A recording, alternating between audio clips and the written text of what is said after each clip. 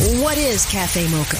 Café Mocha is experts, celebrities. What's up? This is Belle Biv DeVoe. Yours truly, Idris Elba. This is Fantasia. This is In Vogue. This is India Ari. So much more. All from a woman's perspective. What flavor are you, baby? This is Café Mocha. Iyanla Vanzant is here. We want to talk a little bit about relationships. Yeah, we're going to ask about Nick Cannon and Neo, but more importantly, we're going to talk about what it takes to fix our lives and what happens when three black girlfriends run off to Italy together. Hallmark Movies and Mysteries finally has a film just for us, and we're talking about it. Café Mocha begins now. Angelique, Lonnie Love, Yo-Yo, back together again. End of the summer. Hi, ladies. Hello. How was your birthday? Oh, God. Leo season. I'm not ready to give it up, of course. Hey, it's over, honey. I know. It's the over. The Virgos are here. Much more easy to get along with, by the way. Listen, I read a post that said, if you are looking for 3 signs to defend you in an argument, who would you go get? And the post said a Capricorn, a Virgo, and an Aquarius. Now, what 3 would you go get? Well, being a Capricorn, I would go get a Leo. What about you, Lottie? I don't know. Probably a Cancer. I don't know. Because you're a Cancer. Yeah, but you guys are so sweet. But I love Cancers, warm and reliable. And a Cancer for a fight. Nah, Cancers are lovers. Yeah, I guess so. For negotiation, you bring a Cancer in for a sound negotiation. Right. I like what they said. A Capricorn, a Virgo. A Capricorn is going no holds bar. A Virgo is going to make you feel stupid. And an Aquarius is going to be so blatantly honest that you don't even want to talk to them about anything or argue with them. So what's been up, guys? Goodness gracious, everything for me. I know I'm at the end. We just wrapped on Hip Hop Treasures. I'm so excited about that on A&E and more to come about that. And I'm headed back to Chicago to finish filming the series of Saturdays on Disney Plus, and just still traveling and working. That's getting good. Sinai ready for college. Woohoo! Oh my God. Where's she going? Yeah, Seton Hall. Sinai. She ain't there yet? She's there. She's just, listen, this girl's asking she wants everything brand new. I said, hey, listen, honey, college kids don't get everything brand new. You get you 2 pairs of sweats and 3 t-shirts and you make it work. Oh my gosh. You gonna have that child walking around college looking like she need more than 2 t-shirts. She's gonna have to go through them clothes she has in her closet. I got you. And organize. And figure it out. What about you? Me? Yeah, Angie, what you been doing? I've been doing voiceover stuff. Got an American Airlines spot. Got a new little thing on Cartoon Network. Got a season 2 of Jellystone starts taping at the end of the week. So I'm just doing voiceover stuff as always. Nothing exciting. Spent my birthday, Mom's birthday in New York, and we went to Broadway to see that Michael Jackson. How was that? Oh my God. You would have thought Michael was there. I mean, in the very first song where he steps out on a stage, everybody stood up and started screaming. It was crazy. It was so good. He's a cutie pie. He's a great dancer. Mm-hmm. The speaking, I guess they hit Michael at like 3 different points in his life.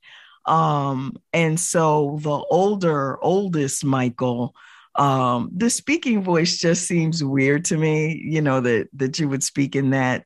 Oh, that high falsetto. Yeah, exactly. That part was weird, but the story was good. The dancing was phenomenal.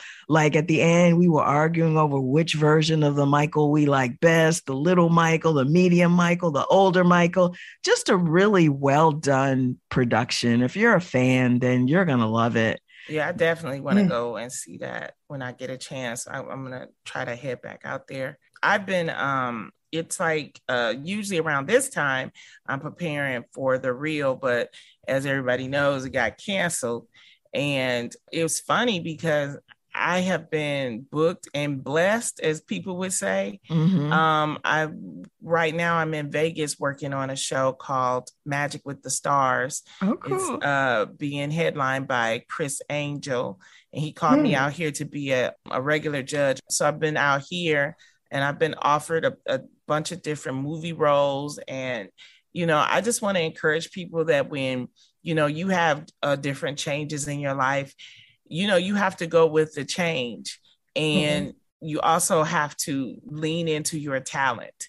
You make plans, you do things. And I mean, I couldn't imagine this in my wildest dreams that I would be, going back to what I wanted to go back to, which are movies. Now I'm able to do them. I wasn't able to do them, doing a daytime daily talk show. Yeah. And now I'm able to, do that. I'm able to do projects. I'm able to create my own projects. So this really is an exciting time. And, I mean, I know that you could probably attest to it, Yo-Yo, of, going into different mediums when, you were in one lane and then you have to go to another, and the opportunities are there. It's just that, people, it's just humbling to see that people see my work, and I'm humbled by that. Well, you know what I'd love to see, Lonnie? I'd love to see you do some directing. That's what I'm working with Kevin Hart and his Heartbeat Productions. And shout out to Kevin Hart. People have to realize Kevin Hart, he is doing so much for Black creatives. Yes, you might see a lot of what he's doing, but also behind the scene, he's giving a lot of opportunities to Black females, especially in the directing space, different types of projects. And he's covering the whole gamut, and it's through his Heartbeat Productions. And he really wants everybody else to win. And so I'm working with him on, directing small shorts and things like that. Also working with Rob Hardy, who is was partners with Will Packer. I'm working with him, and there's this, like, I won't say underground, but there is a group of Black creatives that, are working together and trying to help each other to sell projects and to create projects. Viola Davis has one. Octavia Spencer has one. And it was funny because the day of the final show of The Real, I got a text from one of the Black creatives, and I'm going to keep it a secret until it happens. But they reached out to me, and it was just so humbling, because you think people, they were very complimentary, and they were like, they want to work with me. So there is opportunity when people see your work. And that's why I always tell people, whatever your passion, I always say it to you, Angie, I know what your passion is creating and doing voiceovers and animations and having your own show. That is there. It's just that you have to keep working on it. And we have to give it up to Café Mocha, because we've been doing this for so many years, but people recognize the name. They recognize us as hosts, and you think that, nobody is paying attention. There are a lot of people paying attention, especially when it comes to Black creatives. So I just want to give that encouragement, because I know a lot of people out there that are, trying to make it and trying to get a break. You will. And just keep on doing your talent. Keep on whatever it is, whether you're trying to open a business, trying to have a baby, whatever, it will happen. So have faith. Thank you, Lonnie Love. It's Café Mocha, Angelique, Lonnie Love, Yo-Yo on the line, always ready to fix somebody's life. Hey, Miss Iyanla Vanzant, welcome back to the show. We miss you. You need to join us more often. Anytime. All you have to do is call. How are you doing? Great. How are you? I'm blessed. I am really blessed and glad to be with you today. So let's talk about this weekend, the Ubiquitous. It used to be the Ubiquitous hair fair, and now it's the Ubiquitous Women's Conference. So tell us about, of course, it's a DC event, the Women's Expo happening this weekend, but tell us about, your involvement in it and the event overall. Well, I'm bringing the keynote address on Saturday.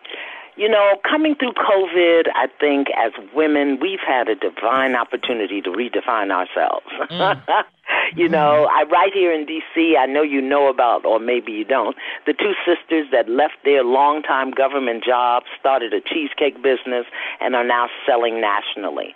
Women who were out in the world are home now selling their products, selling their wares. You know, we've had an opportunity to redefine ourselves and work for ourselves.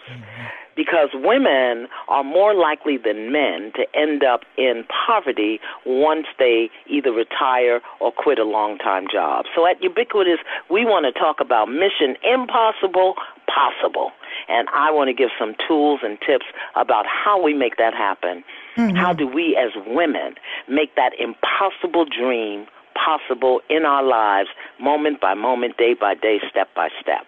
I mean, you've done it repeatedly. We've watched you do what many of us would love to do, is just branch out and do this new thing. And you always have this new thing. So what can you talk about sort of that first baby step of getting over the fear of, you know, just I can't do a part, or it's not for me, or I'm going to fail, or I might starve, you know, those things. Well, you know, many of us sisters, we could miss a few meals if you look at our booties.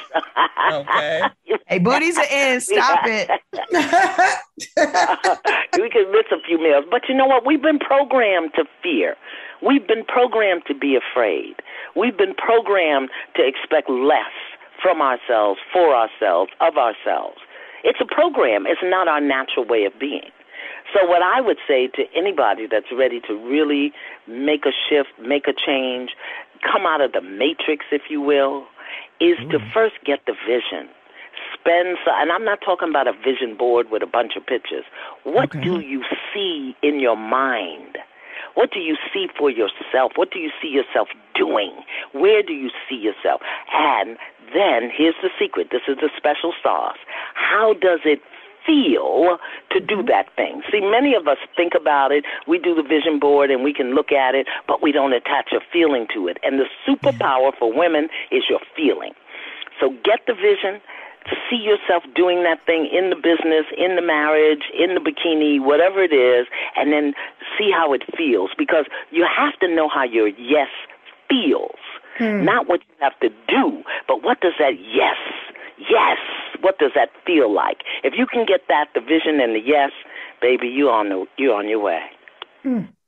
I love that, the feeling. I love that you said it's about more than just a vision board, because we do that vision board, you know, me and my girlfriends, we do it every year religiously. And at the end of the year, it's up underneath something somewhere bent up.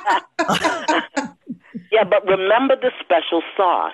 Even if you're going to do a vision board, everything that you put on there, okay, how am I going to feel when I get this? And where is that in my body? Is it in my toe, my left nipple? Is it in my earlobe? Let me get that feeling down in my body. You know, so many of us, for example, want to be in relationships. And yet we're afraid that what happened before is going to happen again. And then we wonder why we can't find anybody, because you don't have the feeling. So get the feeling and attach that feeling to your yes. Now, let's say we've gotten the feeling, we've gotten the vision. Let's talk about the obstacles, which the immediate obstacle almost always is the person sitting beside us or across from us who's in our ear going, maybe you shouldn't aim so high. Maybe that's not for you. How do we get past the people around us trying to protect us, or control us, depending on, you know, who's beside you? So I want all three of you to repeat this with me, okay? Say this with me, okay? Ready. Shut the hell up. I got this.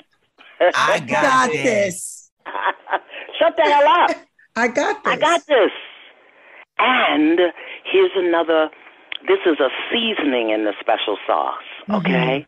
That sometimes we as sister women, we forget. You got to be careful who you're talking to. Because you know everybody you're talking to. You know your naysayers. You know your naysayers. You know your people who aren't moving. You know your people who are always going to have something to say. Don't talk to them. Just that simple. Let them see it when you do it. You know what's so incredible about what you're saying is that, we create this wonderful space for us when we're elevating and moving past our trials and tribulations in life.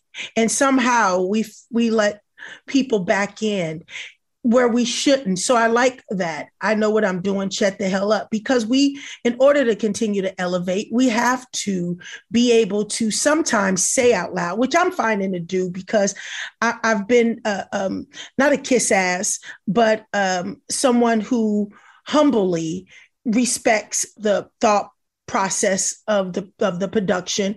And sometimes I find myself more mute than I need to be. So I like that. I like that a lot. Well, not that you don't even want to say, I know what I'm doing, because really we don't know what we're doing. Okay. We hope and pray that it works out. We know what we desire. We know where we're headed. We really don't know what we're doing, okay? Because sometimes we're making a mess and we don't recognize it. Okay. All you have to do is say, I got this. Because the I is the power. That's what's going to attach you to the divine. Okay. I got this. I am doing this. You don't even say, I know what I'm doing, because then you get into an argument. And the other thing is, again, one of the reasons I have a new podcast coming out. It's called The R Spot, and all I talk about is relationships, because very often it's our relationship bonding pattern. I'll tell you what that is in a minute. Or the way that we bond to people. With some people, we play the authority.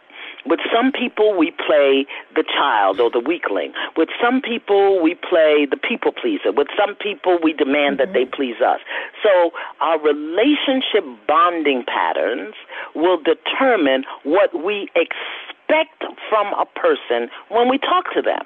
If you know that your sister's a hothead, when you talk to her, no matter what you say, you expect she's going to go off the deep end, right? Or if your mother's a worrywart, when you talk to her, you expect her to bring up all the objections. If your partner is, go ahead, if he's dismissive or she's dismissive, you expect that from them. And very often, the deceptive intelligence of our mind will send us to get what's familiar, even if it's a person's response. Does that make sense? Yeah. So we want to make sure that we're clear about who we're talking to, how we bond to that person, meaning what we expect from them. And if we're trying to really do something new, don't talk to them. Get in the mirror and talk to yourself. Iyanla, I wanted to, since we're talking about relationships and your new podcast, we'll be talking about that, and that's going to be exciting. Let's talk about these unusual relationships that's happening with these celebrities, like someone like Nick Cannon and these 18 baby mamas.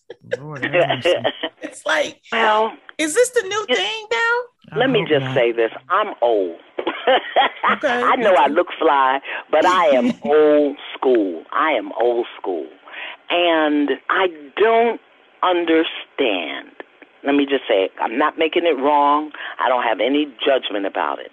But I don't understand why we as women allow any old body to worship in our temple.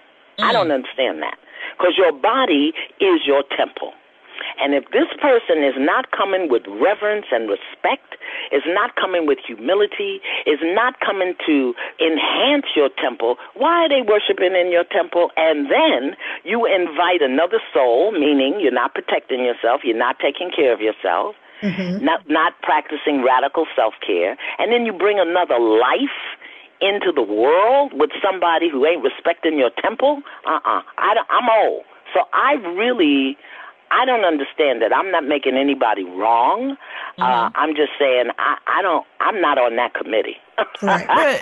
But what I'm going to say is I think nowadays, especially with the younger, millennial and younger, is that there's a sense that our temple is for sale. I mean, it's nothing new, but if a guy's got enough money, if somebody is going to put you in a big house and a nice car, then why not? Well, the first thing we have to recognize is that the body is a temple. And where are we teaching that? where are we teaching our young girls? I saw 3 little girls in the Target today.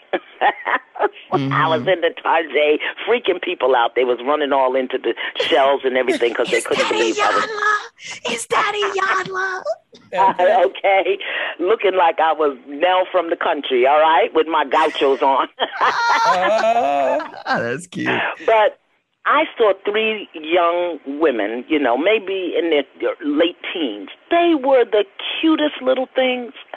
No makeup, ponytails, braids, just giggling and acting like young girls. Mm-hmm. And I was so encouraged. I said, oh, my God, you all are beautiful. Because we force our young ladies, I think, our girls, to grow up too fast, or we allow them to grow up too fast.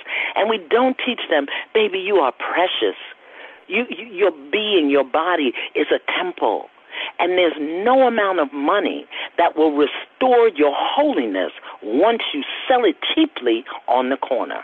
For me, a car is cheap, all right? Because there are 1 million car dealers in the world that want me to have a car, and they will help me get one. I don't need you to help me get no car. All I got to do is be able to pay the bill, okay? We don't teach our young girls, and we don't teach our young men. We don't teach them that when they step up into the temple, they have a sacred responsibility, not only to honor the temple, but to honor themselves. Because when you create a life, you have a spiritual contract with that person. I don't care if you don't show up. You have a spiritual contract with them for which you will be held responsible. So for me, like I said, I'm old school. What happened to dating? What happened to courting? The only thing I can say, and people get mad at me when I say it, so clutch your pearls, I'm going to say it. Close your legs. How about that? How about that? How about that? Plain and simple. I'm not just talking to the young women. I'm talking to the older women. You got some 40-year-olds out here acting like they're 17. I don't understand. But because people, they blame it on loneliness. They blame it on, I don't have anybody and I want somebody. And then they're looking at the Instagrams and the social medias and they seeing all these so-called relationships and they feel like they're missing out and they're lowering their standards. You know what, Lonnie? What about Neo's wife took to social media after their 8-year marriage and put on social media, blasted him for cheating and having unprotected sex with workers. What do you think about that? I don't think about it. Anytime a sister woman, and I say a sister woman, would dishonor herself in that way by gossiping about her partnership with someone, the fact that he violated the partnership doesn't mean that that's a license for her to behave badly. Anytime a sister woman would violate her sacred contract with herself and her partner by inviting other people into that sacred space for gossip, then it says to me that she's suffering and she needs help. So I don't denounce it. I don't think about it. But looking at that, I know who she is. And all I can do is pray for her and lift her up. But people do it. People divorce each other on the social media. I never heard tell of such a thing in my life. I know. They break up. Don't talk to each other. Don't pick up a phone. They go straight to social media because they want to embarrass. And then it opens up a whole can of worms that we don't need. Well, in general, my beloveds, I just see how we, particularly women, we have just become so mean and so undignified. I don't know where we lost our dignity. Because there are just... Now, let me tell you something. I wasn't a hoe when I was young, but I was hoe-ish. Please don't tell us the difference. Iyanla Vanzant was hoe-ish, okay? I'm going to own it because it taught me so much. It taught me the value of who I am. It taught me the purpose of relationships. It taught me what works for me and what doesn't work for me. Yes, I was hoe-ish. And you'll never find out with who, because that ain't your business. The fact that I can own the fact that I was hoe-ish and then share my lessons. That's what I'm about. Café Mocha, Iyanla Vanzant, trying to fix all our lives. She's at the Ubiquitous Women's Expo this weekend in DC. Thank you so much for joining us. Like I said, we need to have you back more often. A breath of life. A breath of fresh reality. Thank you. You can get a dose of me every Wednesday wherever you hear podcasts on the R Spot. We're talking about all kinds of stuff. Let me ask you all a question. What do y'all think about Ben and Jen getting back together? Ooh, baby. I call that double dipping. Definitely double dipping. Coming up, we've got Erica Ashe, star of a brand new Hallmark movie called Unthinkably Good Thing. Okay, y'all. Sisters in Solidarity, a celebration of girl groups for Black Music Month, hosted by the award-winning Funky Divas In Vogue. It's Cindy Herron from In Vogue with this Black Music Month Spotlight. From the Bay, they were ahead of their time. Style and musical trendsetters for every girl group that followed. With 3 Grammy Awards and 2 American Music Awards, they're one of the first girl groups to have a star on the Hollywood Walk of Fame. We're really hard workers, and we go out there and we take our job very seriously. With hits like Automatic, Jump, He's So Shy, and I'm so excited. We celebrate the Pointer Sisters, our sisters in solidarity.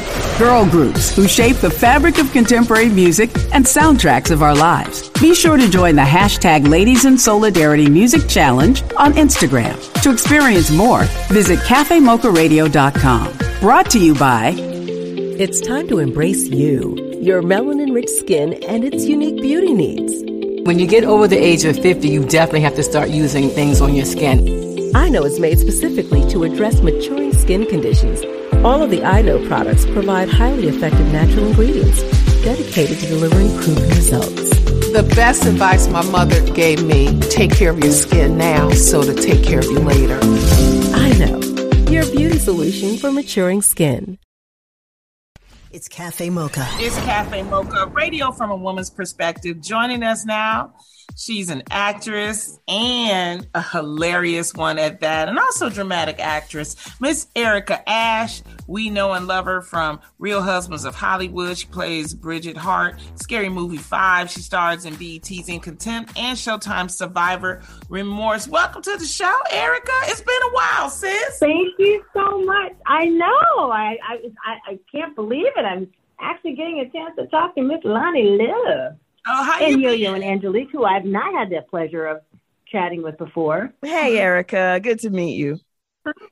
Likewise. How have you been going with the pandemic and all that kind of stuff? Because I haven't been able to talk to you. How's it been? You know, it's interesting. The pandemic chewed me up and spit me right out, which was good and bad. It was good because, you know, I'm now at my goal weight, but I had to come up to get to my goal weight. I lost about 30 pounds from when you last saw me. Wow. And of course, everyone was like, are you dying? What's happening? And I'm like, well, COVID, it affects, you know, me too. So that was tough. And it was very, very scary because I was pretty close a couple of times. And I know I went through what I now realize a lot of people went through and didn't make it out of. So I count myself incredibly blessed and truly a walking miracle. I had to go into the emergency room. I had to have the whole oxygen, you know, respirator thing, the whole nine. Yeah, it was pretty intense. My parents put you on the respirator? Everything. I was in there for a week. Wow. Yeah. You are a walking miracle. COVID was no joke. I am. Because I know of 3 people whose parents went in, and then, as soon as they heard respirator, the parents were gone. And the parents weren't, very old. They were like maybe in their 60s, and they didn't make it. And it was just baffling to everybody because they didn't go in with, any crazy pre-existing conditions. It was just how COVID was. And so I have started this I've always been a pretty grateful person, and I've always kept journals of gratitude, but I've gotten into the practice of not getting out of bed in the mornings without just going down a laundry list of things that I'm grateful for, starting with my life. Wow. Well, I'm glad you're okay. Yeah. Yeah. Thank you. I'm 10 pounds up, so. Oh, good. So have you been able to kind of get back to normal? Yeah. It's funny. People don't ever realize this, but for, people always talk about weight loss. It is just as difficult to gain weight once you've gone under a certain threshold as it is for people to lose weight once they've gone over a certain threshold. So I was actually really frightened because I was incredibly, incredibly thin, and still working. So you could actually see it on a couple of shows that I was on. Sacrifice, which is a show that I'm on right now with Paula Patton. We did our season 1 right as I was coming out of About. So you can see how thin I am. And it throws off your musculature. I was walking crooked. It was like a whole big thing. But yeah, I feel finally like I'm getting to myself, because I also had long haulers after I had COVID twice. So twice. It takes a while to get to back to, where I feel like I'm myself again, but I'm here now. I'm grateful for that. I just got back from Italy. I climbed the Leaning Tower of Pisa. So that was an amazing endeavor. And I couldn't explain how overwhelmingly satisfying and healing that was for me mentally, emotionally, and spiritually, because, what people don't understand about long haulers, which is basically a continuation of the symptoms of COVID, even though you've gotten over COVID. And it depends on what kind you had, and mine was completely respiratory. So, for me, walking up the front steps to my front door, it's 15 steps to get to my front door, and I would have to take a couple of breaks to get up to the top of the stairs, like literally a couple of breaks along that journey. And, sometimes going from my living room to my bathroom felt like running a marathon, because my breathing was so labored and taxed. But so for me to go from that, and it even caused incontinence.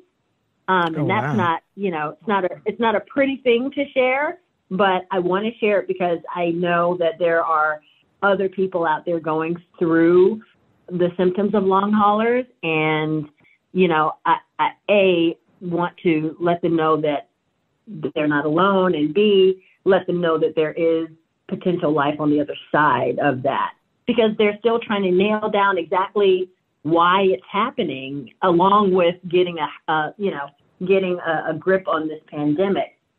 For me, what mine was breathing. It was really tough. And I actually had to, I bought an oxygen machine, which is what I think saved my life a couple of times when it got like really thick and my lungs would start filling up with fluid. But I have the praise report of me climbing 270 stairs. Oh. The Leaning Tower of Pisa has no handrails, so I had to thug that out and just stand up and do it. No elevator, and I got to the top, and I didn't wet myself. I did wet myself from crying. But, okay. It was just amazing, and I just felt so incredibly blessed, and I was like, wow. So we're talking to actress Erica Ashe about her double bout with COVID-19 and then getting long haulers, so the symptoms remained. I know that, as you mentioned, there are other people out there who are probably secretly going through this and wondering when it'll go away. And I know you can't help with that part, but mentally, emotionally, like, how did you handle dealing with this? Because, other people out there need some hope and inspiration. Right. No, I understand. And I'm not going to lie and say that I wasn't scared. I was scared out of my mind because, when no one can tell you why or what or give you any answers, and all these extreme changes are happening in your body, it's like, what do you do? But for me, I'm very strong in my faith. I'm more of a spiritual than a religious person per se, but I'm very, very strong in my belief in a higher power. And my way of getting through it, someone said a quote to me one day, and it just shifted everything. The quote was, when you find yourself in hell, don't pitch a tent. Keep going through hell until hell becomes heaven, because it will eventually happen. So even I didn't know if it was going to be a year. I didn't know if it was going to be the rest of my, the rest of my young and pretty years, as I like to call them. And I didn't know if it was going to be a day, but I knew that as long as I was waking up, that meant there was hope that I could recover. We're talking to Erica Ashe. Unthinkably Good Things also stars Lance Gross. It premieres Sunday night, 9 p.m. on Hallmark Movies and Mysteries. Here's your dose of espresso. Strong, hot news now. This is the Espresso. One of the officers involved in the raid that killed Breonna Taylor pled guilty to lying. The affidavit falsely claimed that officers had verified that the target of the alleged drug trafficking operation had received packages at Ms. Taylor's address. That was not true. Breonna Taylor's mother says this is long overdue.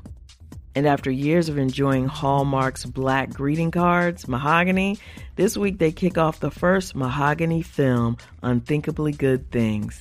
They need the landscape of love and the landscape of support, the Italian landscape and countryside and food and culture to help them see themselves in a different way.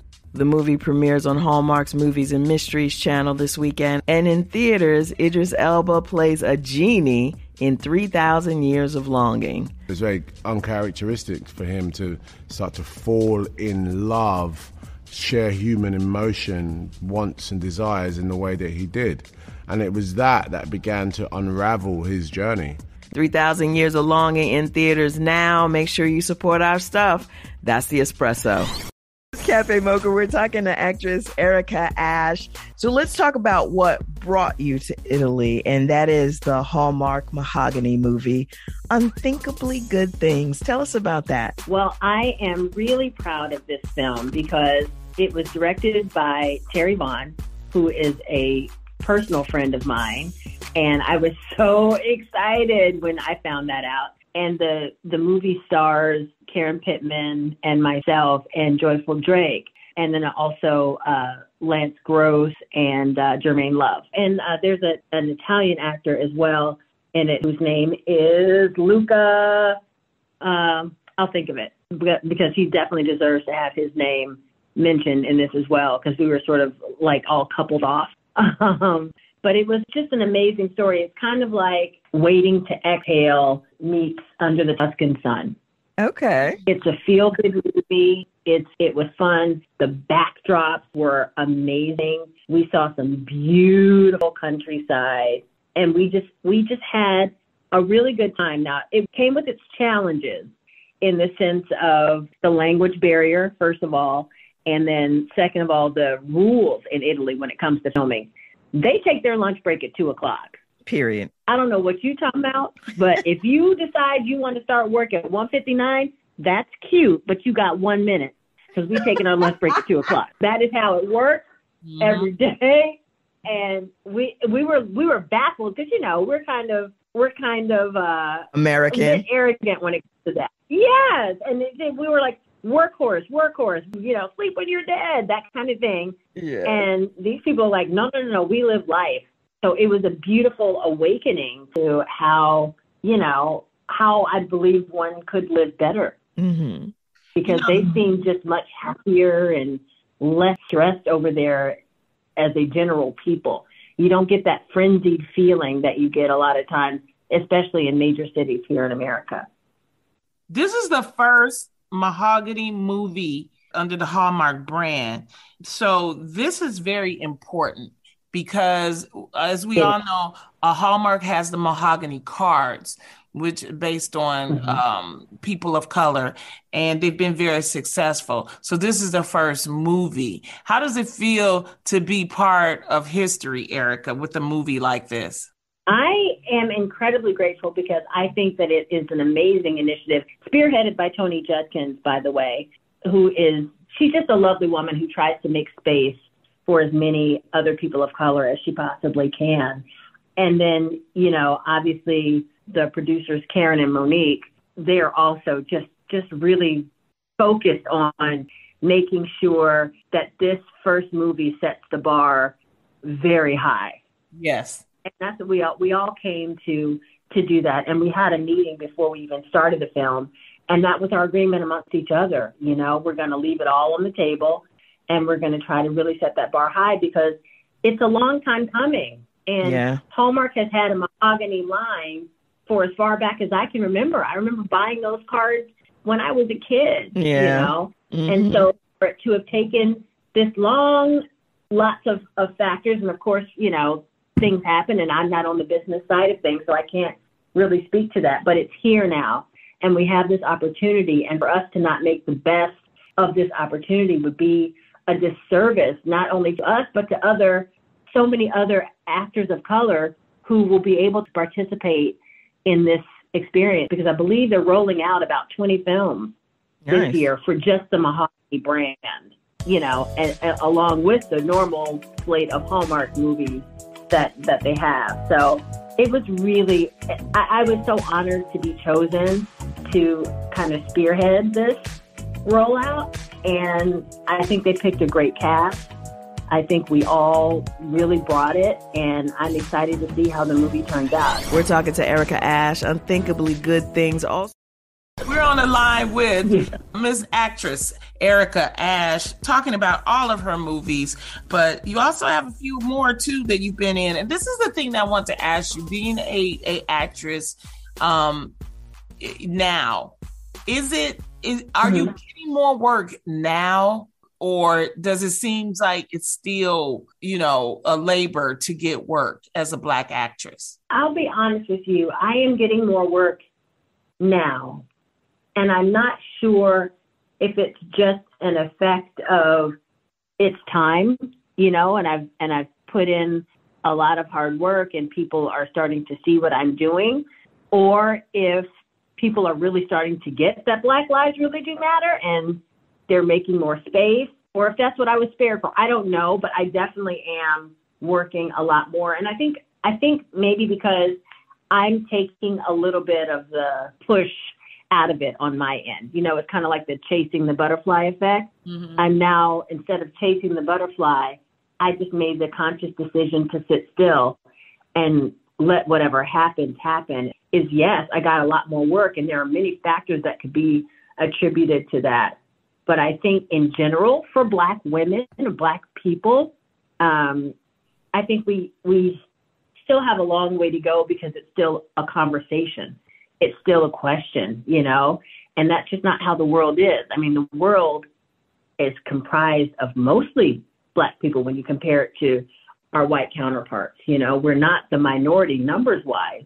We're simply the minority in the way that we're treated, and it should not be so. And it should not be a big deal for us to have work and to be put into these positions. It should just be status quo. So until it's that, it's going to continue to be a problem. All right. Thank you, Erica. I just wanted to mention she has The Outlaw with Johnny Black, which we discussed, The Big Ben, and also Sacrifice. And we have a ghost. So she is working. She is booked and busy, honey. And we appreciate you coming in and talking to us, Erica Ashe. I can't wait to see you in person. And take care of yourself, sis. Thank you so much. I really appreciate you all having me on. What fun. Thank you. Thank you. Take care, Erica. That's the show. I know we keep promising Ludacris. He is coming very soon to Café Mocha. Until then, if you miss any part of this show, make sure you go to mochapodcastnetwork.com, mochapodcastnetwork.com. We have all our old shows there. Plus, you can check out Sherry Shepherd with Kim Whitley. Rolanda Watts has a podcast on the network. Funky Divas of En Vogue have a podcast. That's at mochapodcastnetwork.com. And of course, you can find us on all platforms at Café Mocha Radio. Café Mocha is a production of Miles Ahead Broadcasting in partnership with Compass Media. Executive Producer Sheila Eldridge. For comments, booking, or more information, visit CafeMochaRadio.com. Okay, y'all. Sisters in Solidarity, a celebration of girl groups for Black Music Month, hosted by the award-winning funky divas In Vogue. Hey, it's Terry Ellis from In Vogue with this Black Music Month Spotlight.